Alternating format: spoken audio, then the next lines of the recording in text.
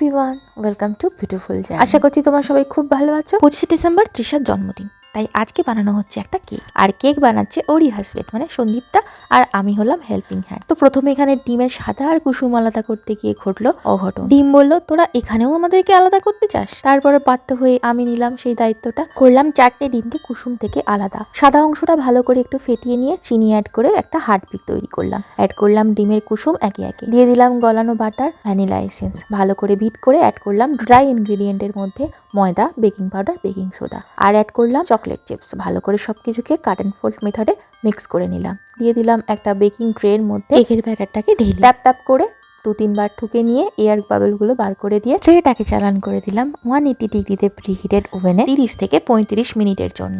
ব্যাস, ওভেন থেকে বেরোলো সুন্দর সোনালি রঙের তুলতুলে নরম ভ্যানিলা স্পঞ্জ কেক, যেটাকে এখন সারা রাত ধরে ঠান্ডা করা হবে আর ডেকোরেট করা হবে কাল।